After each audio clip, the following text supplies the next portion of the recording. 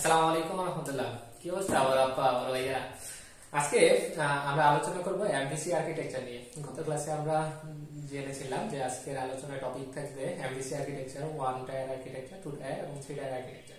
তো আজকে মূল আলোচনার বিষয় থাকবে এমভিসি আর্কিটেকচার। ওকে, একটু লক্ষ্য করি।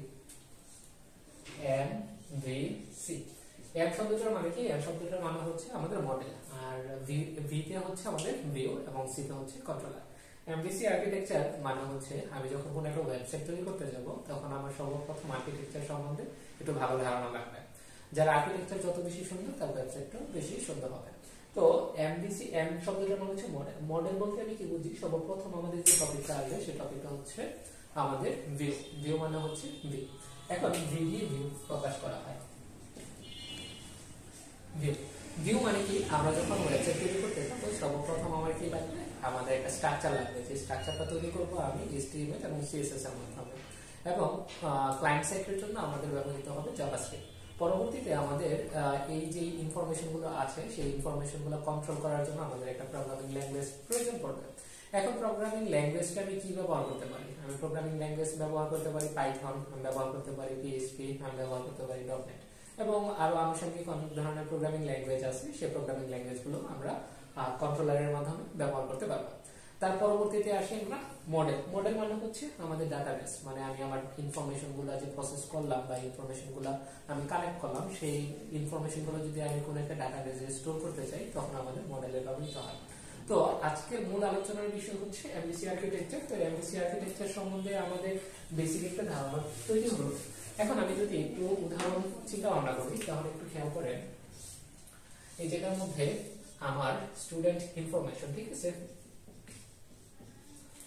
ইনফো মানে হচ্ছে স্টুডেন্টের ইনফরমেশন আমি এই জায়গার মধ্যে নিব। এই জায়গার মধ্যে আমি নিব, খেয়াল করেন, নেম।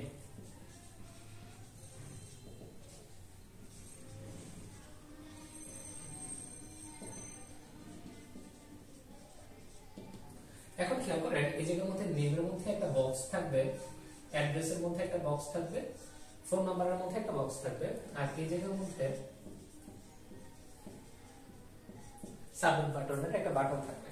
তো এই যে ডিজাইনটুকু আছে সেই ডিজাইনটুকু আমি করব HTML এবং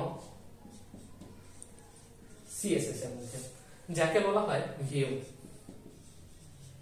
এটাকে আমরা ভিউ বলতে পারি। তার পরবর্তীতে এখন আমি যে এই নেমটাকে আমি এন্টার করলাম, তারপরে অ্যাড্রেসটাকে করলাম, তারপর ফোন নাম্বারটাকে করলাম, সাবমিট বাটনে যে আমি ক্লিক করব সেই ক্লিকের যে প্রসেসটুকু আছে সেই প্রসেসটুকু আমাদের ক্যালকুলেশন করবে, যেটাকে বলবে আমাদের কন্ট্রোলার। কন্ট্রোলারের কাজটা কি? কন্ট্রোলারটা থাকতে পারে আমাদের পাইথন, কন্ট্রোলারটা আমার থাকতে পারে জাভা, থাকতে পারে PHP, থাকতে পারে .NET।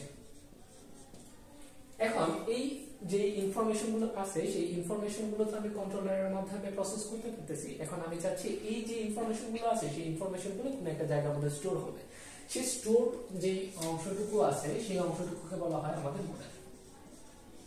এই মডেলের মধ্যে থাকে আমাদের ডাটাবেস হিসেবে থাকতে পারে ওরাকেল, থাকতে পারে D2K, থাকতে পারে MySQL, থাকতে পারে কি থাকতে পারে MongoDB।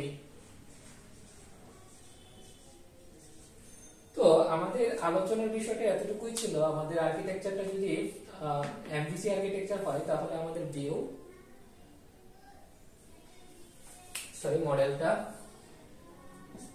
মডেলটা হচ্ছে বানান ভুল হয়েছিল। তাহলে এমভিসি আর্কিটেকচারের মধ্যে আমাদের তিনটা অংশ থাকবে, এটা হচ্ছে ভিউ, কন্ট্রোলার এবং মডেল। ওকে, তাহলে আমরা যদি এই সম্পূর্ণ অংশটুকু আমাদের ওয়েবসাইটের মধ্যে রাখি তাহলে আমাদের ওয়েবসাইটটা পরিপূর্ণভাবে কমপ্লিট হবে। তো আজকের আলোচনার বিষয় এতটুকুই। আল্লাহ হাফেজ।